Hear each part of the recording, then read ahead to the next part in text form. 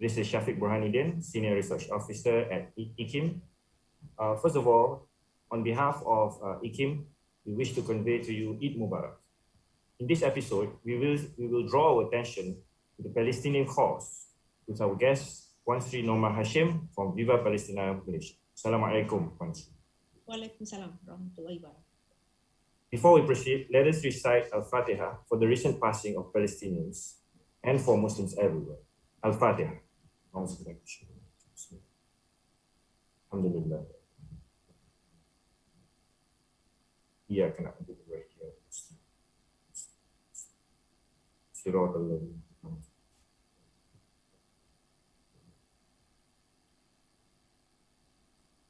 Ladies and gentlemen, we hope to learn more about the Palestinian cause in light of the recent events and ways of supporting it based on the experience of our guest for today, Puan Sri Norma Hashim, who have devoted many years of her life towards the Palestinian cause as a committee member of Viva Palestina Malaysia, a non-governmental organization based in Kuala Lumpur. Puan Sri Norma, perhaps you could start by telling us more about the work that you have done for the Palestinian cause, as well as the organization that you have been representing, Viva Palestina Malaysia. Please, Puan Sri. I've been involved with Viva Palestina Malaysia since the attacks on Gaza 2008, 2009, where thousands of people were affected, many people were killed. And at that time, we were coming in just to see how we could help at that time. But we decided that actually the main mission of VPM was to advocate for a just, equitable, and a sustainable solution to the conflict, to the problem of Palestine, and to lead to freedom and justice for the Palestinians. In line with the other work that I do has just come from that side. We've done a lot of relief work, a lot of advocacy work, raising awareness of the situation, to tell people the real truth, to kind of combat the Zionist narrative that has taken over the West for too many years already, and then to pressure people to intensify their efforts to achieve a just and fair solution to this situation in Palestine. The other things I've done is that I've always also been involved in the issue of Palestinian prisoners. I have done 2 books on Palestinian prisoners because the issue of imprisonment, you have 100,000 children who have been arrested by the Israelis, since 1967. And imprisonment is the one way that the Israelis have managed to suppress, they use it to suppress Palestinian voices and resistance. So I found that was very important. And I'm working on my 3rd book now, about Palestinian and Irish hunger strikers, which inshallah will be out very soon. Yes. Thank you very much for that sharing of your experience. And indeed, I think in light of the recent events, there are many more awareness, and perhaps there are many more interest or desire from the general public to contribute and to support the Palestinian cause.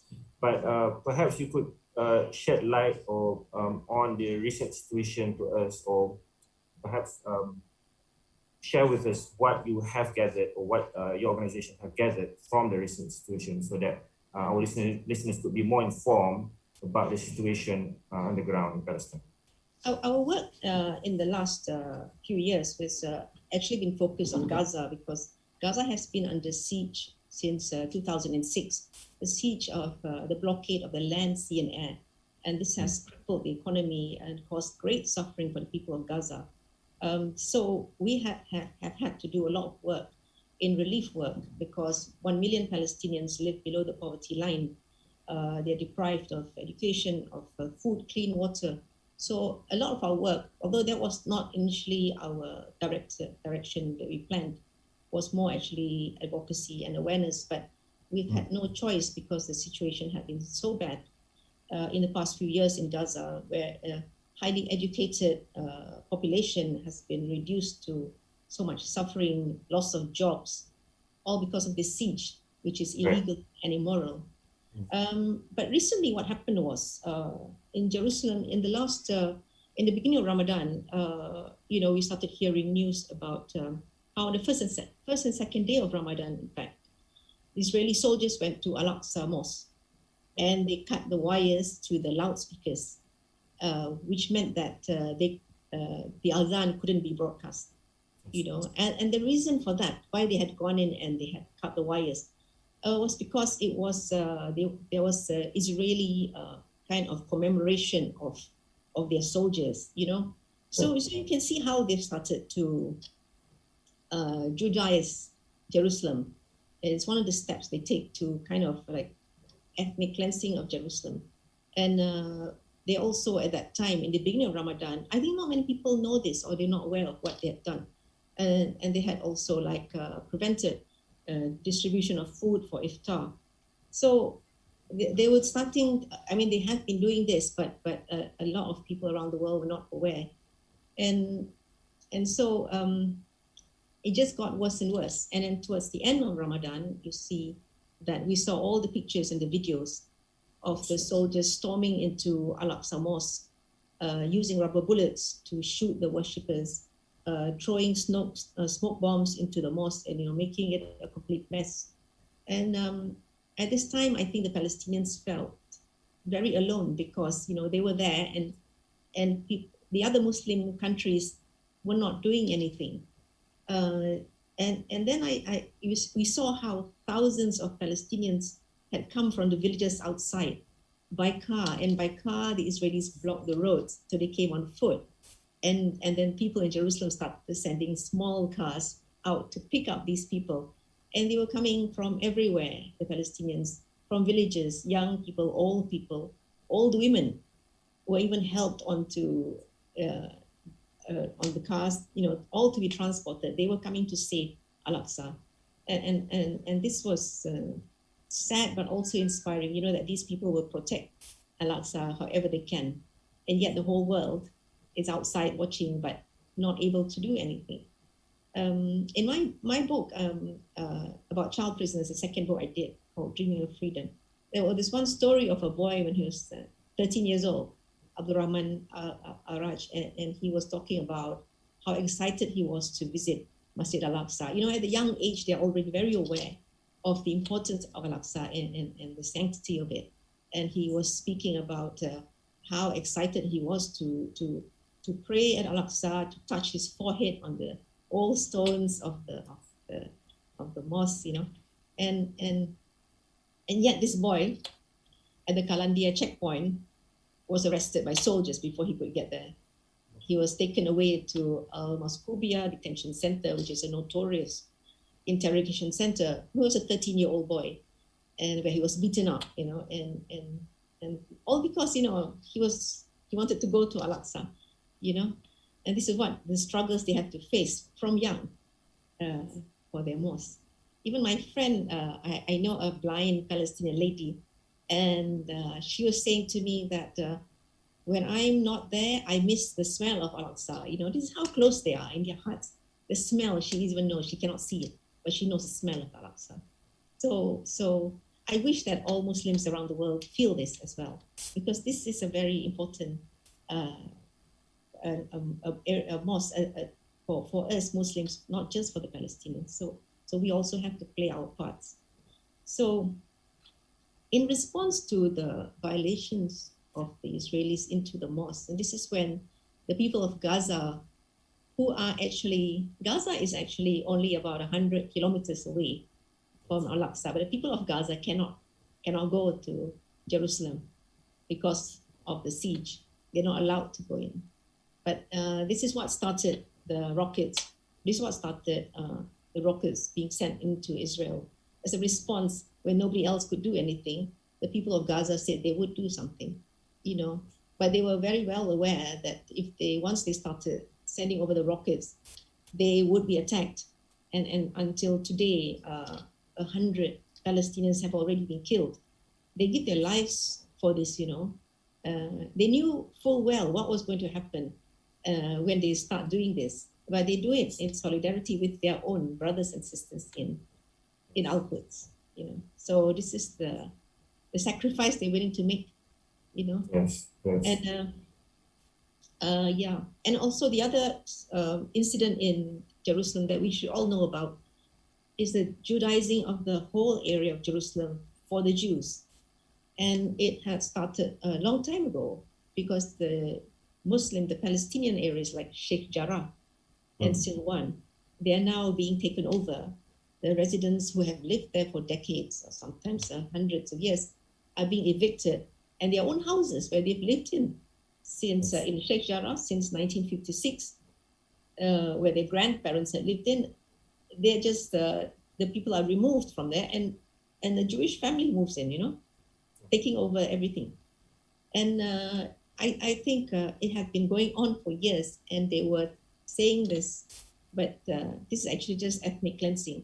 But again, the world is silent, and only now suddenly it's caught on like a virus. I mean, now the whole world knows about Sheikh Jarrah and the Israeli court, which had denied their claims to prevent themselves from being evicted. Now the court has postponed the decision for another 30 days. So they all because there's a huge outcry around the world with the Twitter hashtags and people speaking up. So we do need to all make our voices heard. Even if you can't be there, we all have to sound out and follow the news. So the incidents about Sheikh Jarrah and so on, these are all areas very close to Al-Aqsa. We have to be very careful. The moment that it becomes Judaized, what's there to stop the Jews and the Zionists from just coming in and taking over the whole, Al-Aqsa area? So we have to be careful, and we have to be very aware of this. Yeah. Did I go on then? Yeah, sorry, Panshi. Was wondering whether you could elaborate more. I mean, from what you could gather, what is the objective of the Judaism of Jerusalem? I mean, what are they trying to get at? Is it a matter of just expanding their colonization territory? Yeah, it's a Zionist project of colonial settlement. It's a Zionist project which started in earlier 100 years ago. So it's just part of it, and they've been doing this slowly, and now they are just like speeding up, I think, because with the rise of the right wing, the settlers who are empowered by the soldiers and the government, it's like now going full speed ahead. They seem to be trying to do this as fast as possible. But the moment we start making noise around the world, they slow down. So it's very important for us to keep on the ball, keep our eye on it. Yes. Puan Sri, I think obviously you have partners or friends in Palestine, and we are made to aware that recently Viva Palestina Malaysia and yourself have initiated a fundraising initiative for a hospital right in Jerusalem. If you could share more about that initiative. Yeah, what happened is when I started speaking to people in Jerusalem, because what happens every year in Ramadan, we usually do an iftar project at Al-Aqsa Mosque. But this year, because of COVID, we could not do it. And also, the police also did not allow it. The soldiers were not allowing this. So I called some people in Jerusalem to see how else we could help. And we had decided, I spoke to a doctor at Al-Maqasid Mosque, Al-Maqasid Hospital, which is about 1 or 2 kilometers away from Al-Aqsa. And she suggested that we could help with the iftar of the patients and their companions, because people who come take care of the patients also need food for iftar. So we did a small project there. And Al-Maqasid Hospital is important also because people from Gaza, like my friend's mother, they also come here from Gaza to seek treatment for cancer, for surgeries, because with the siege of Gaza, many things are not available and possible in Gaza hospitals to seek medical attention, especially if you have cancer. And of course, the rates of cancer are high in Gaza because of all the bombs that have been dropped. There's a cause there, the water which is not suitable for drinking. So there are many incidences of cancer. And so patients with cancer have to apply to Israel for permission to come to the occupied, to Jerusalem, to have access to medical treatment. So I do know that Maqasid actually accepts patients from Gaza, and a lot of these patients can barely afford the cost of even to travel there. So anyway, I was happy to do a project there. So what happened was, on around last weekend, the 27th night, it was like a lot of violence, and the soldiers had come in, they had stormed Al-Aqsa, and there were many injuries because they had used rubber bullets on the worshippers and all that. So on Monday, a few days ago, the doctor who I had been working with on the project for Iftar, she called me and said, can we help with the cost of these injuries? Some people had come in with very serious injuries. In fact, 5 people had been blinded already in the attacks because the soldiers shoot the worshippers, they shoot them in the head. So some of them are blinded, some of them have head injuries. So the cost of all this treatment was going to be difficult because they did not want to ask the people who had been defending Al-Aqsa to pay for their costs. Sure. And so they asked whether we could find some way to raise funds to pay for this medical cost. So that's what we did. And Alhamdulillah, we managed to raise a fair sum of money, which we're planning to send as soon as the banks are open after the holiday to cover these costs. But after that, of course, with the attacks on Gaza and so many people who have been killed and thousands who have lost their homes, and the hospitals in Gaza have been inundated with injuries. I think 600 people have been injured already now. So we are also now extending the medical project to cover hospitals in Gaza. And we've started sending medical supplies there already. Yeah.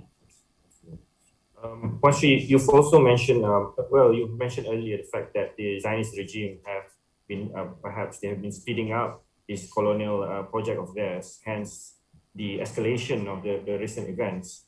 I was wondering whether you could share perhaps your thoughts and your colleagues' thoughts on what ought to be the priorities for action of Muslim governments and the public in light of the speeding up of this state of affairs in Palestine. Yeah, well, I live by this quote, thought minus action equals 0. You might think and you might, sympathize, but you have to do nothing, it's nothing. You have to do something. And so, but we know that governments and the UN has failed us. I mean, there has been countless dozens of UN resolutions against Israel. Israel is the one single country that has the most number of resolutions in 2020, for instance, at the UN. But every resolution against Israel is vetoed by the US. Right. Therefore, we can see how ineffective the UN has been. And of course, the Middle Eastern countries, even with the violations at Al-Aqsa, how the people are attacked, how they've been unable even to broadcast the Azan. Right. I'm afraid the Middle Eastern governments, the Muslim governments have not done anything about this. And you'd have thought that they would have done something, especially when it became very serious Al-Aqsa in the last week of Ramadan. But no, it's just silence and there's no action. So therefore, I think that there has to be a global solidarity movement. It has to be civil society. And the only way that we can actually see a change is for everybody to do something, to not just to speak out, to join the BDS movement. And if you can see that in the last 2-3 days, there have been demonstrations worldwide. So people do not ask the government to do anything. They've been out in the streets in New York, in London, in Karachi, in other places around the world. So the people have gone out by the thousands, by the hundreds of thousands to voice out their objection to this colonial settler project that is going on in Israel. This is just pure apartheid. We must remember, this is an apartheid project. And if the West had spoken out against South Africa, why aren't they speaking about the Israeli apartheid? So we need to sound it out. And everybody has to, if you feel that you can't give financial aid, you have to do other things. You have to share news about it. And I think that you should also read up about it and talk about it. We have to rid our minds of the occupation of our minds, because in the West, especially in America, the place where you can make a difference, because without American funding, Israel cannot exist. Israel cannot continue its violence and its colonization. And so we have to get rid of this occupation, the Zionist occupation of the American mind, of the Western mind, and of our mind. Because I have met people here as well, Muslim people who will say, oh, but Palestinians have to make peace with the Israelis. Then then maybe we can see some kind of solution. But they don't understand this is not equal. It's not equal at all. In Al-Aqsa, when the soldiers stormed the mosque, the people brought stones in. They were holding stones in to prepare themselves.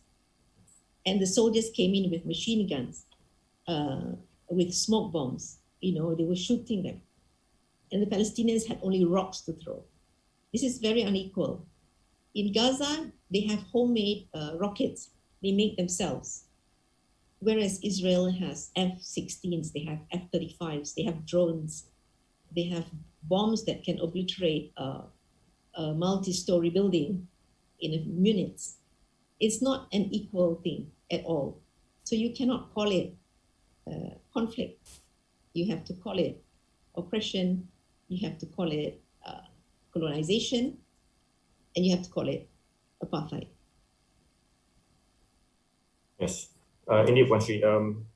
Unfortunately, we are short of time, and before we conclude, we do like to ask one more question, Puan Sri. I think it's very interesting the fact that I think you've mentioned the fact that the need or the importance of using the right terminology in this engagement or in this battle, sort of battle against of narratives that is being propagated by the Zionists, which is totally not helping the Palestinian people on the ground. I was wondering whether you could share a little bit more in terms of how can the general public, perhaps in Malaysia and in the region, perhaps they could or perhaps any recommendation in terms of materials and perhaps entities that you would recommend, and so on. Please, Puan Sri. Actually, I think for the moment, for our society in Malaysia, it's like when they see images or videos, like now you can see a lot of it, and you will see a lot of it, of people in Gaza, babies who have been killed, people dying, and people who have lost their homes, who are homeless on the streets. Our immediate instinct always is to help and do something about the suffering. And usually you feel that, oh, I see this picture of dead children, and you reach out in your pockets and you try to make a donation. That's well and good. That's good. But to change a situation that's caused by oppression, discrimination, the greed for land and power, we need to be empowered. We need to be empowered with knowledge so that we can solve the problem. We don't want to have a stopgap solution. We want to have a permanent solution.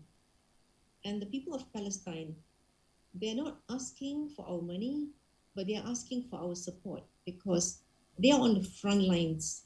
Mm-hmm. They're on the front lines, and they're on the front lines for us because Al-Aqsa belongs to all of us, but they're on the front lines, giving up their lives, giving up their freedom, children going to prison, So when they're on the front lines, the least we can do is make them aware that we are here for them. Join any of the global solidarity movements, take part in demonstrations, or of course it's not possible now, write about it, share about it, and speak up. Let them know that we hear them. We hear them, yeah. And of course, donate if you can donate. What we're doing now for Viva Palestina Malaysia, we are providing medical supplies, and we are on standby also to help with those who have lost their homes and who need any emergency aid in Gaza, in line with the attacks which are still happening today now. So it's not ended yet. So we do need the funds anyway to help them. And always keep our eyes on Palestine, on Al-Aqsa, and be aware of the Zionist colonialist projects that might be sneaking upon the lands that are not for them. And they are we have to protect Al-Aqsa. We all have to do this. For information, please go to our website. We are very up to date on our Facebook page. We have almost 400,000 followers, alhamdulillah, on Facebook, and we update very regularly. So you can go to Viva Palestina Malaysia's Facebook page, as well as our website, vpm.org.my.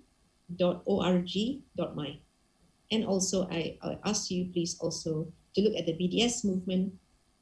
We have the global movement, BDS Malaysia, as well as the BDS movement worldwide. And it's a very important source of information as well. Thank you very much, Puan Sri Norma Hashim from Viva Palestina Malaysia. Ladies and gentlemen, we are indeed honored to have with us a lady who has been devoting many years of her life towards the Palestinian cause, to share with us about supporting the Palestinian cause, especially in light of the recent developments in Palestine. Thank you once again, Puan Sri. Ladies and gentlemen, with that, thank you very much. Wabillahi taufiq wal hidayah. Wassalamualaikum warahmatullahi wabarakatuh.